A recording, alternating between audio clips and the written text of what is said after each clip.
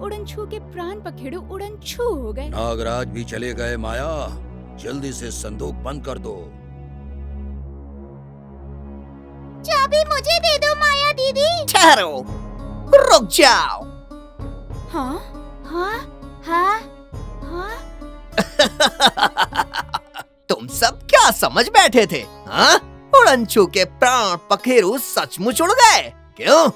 इतना मूर्ख समझ लिया है मुझे? मगर आपको तो नागराज ने डस लिया था। और आप दर्द से खूब तड़प भी रहे थे। क्या आप नाटक कर रहे थे? नहीं डैडी, नाटक अलग होता है। हाँ, अंकल तो नौटंकी कर रहे चुप थे। हो जाओ बदमाश बच्चों, बहुत जबान चलती है तुम दोनों की। गुस्सा आ गया तो जादू से तोता बना दूंगा, फिर टें करते रहना। हाँ हाँ हाँ। खजाने के रखवाले नाग से मैं पहले ही सावधान था, इसीलिए मैंने हाथों पे सुरक्षा कवच चढ़ा लिए थे। तुम सब उड़नछू को तड़प तड़प कर मरना देखना चाहते थे और मैं तुम्हें अपनी झूठी मौत का तमाशा दिखा रहा था।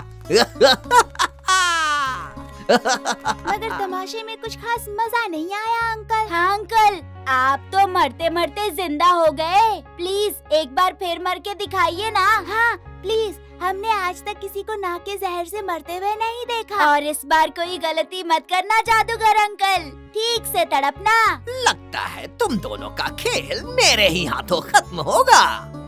पहले खजाना अपने कब्जे में कर लूं, फिर तुम्हारी बारी। अरे संदूक में फिर डाला, इतनी फुर्ती किसने दिखाई? मैंने। खजाना जब तक संदूक में है तब तक सुरक्षित है, क्योंकि मेरे सिवा और कोई संदूक का ताला खोल नहीं सकता। उड़नछू के क्रोध की आग मत भड़काओ माया, खजाने का ताला खोल दो। नहीं उड़नछू, अब नहीं। समझदार इंसान एक ही पत्थर से बार बार ठोकर नहीं खाता। अच्छा, पहले तो केवल चंटू बंटू को लटकाया था, इस बार अग्निकुंड में फेंक ही दूंगा। अरे चंटू बंटू कहाँ गायब हो गए? लगता है वो दोनों भी थोड़ा बहुत जादू सीख गए।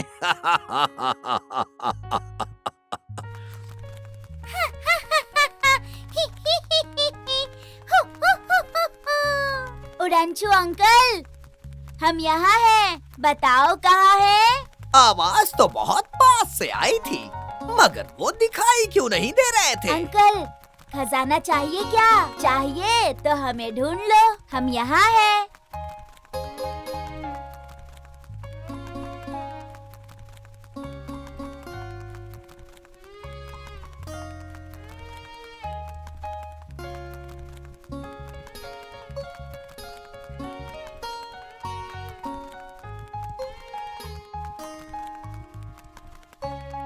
अरे रे रे रे रे रे रे रे, ये क्या हो रहा है? हर चीज गोल गोल घूमती नजर क्यों आ रही? इन नटखट बच्चों ने तो चक्कर गिन्नी बना दिया है मुझे। मौका अच्छा है माया दीदी, चाबी मुझे दे दो, मुझ पर विश्वास करो, मैं जंगल या समंदर में चाबी फेंक दूंगा। नहीं नहीं,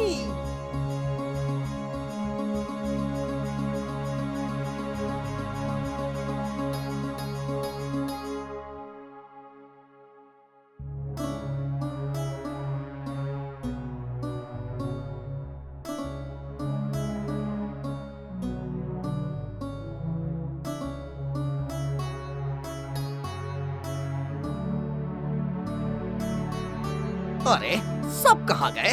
मेरा खजाना कहाँ गया? ओह अच्छा, ये लोग मुझे बांधकर भाग गए। मूर्ख लोग ये भी नहीं जानते कि दुनिया की कोई भी जंजीर उड़नछू को जकड़ नहीं सकती, पकड़ नहीं सकती। मैं कोई ऐरा गहरा नत्थु खैरा नहीं, उड़नछू हूँ, उड़नछू।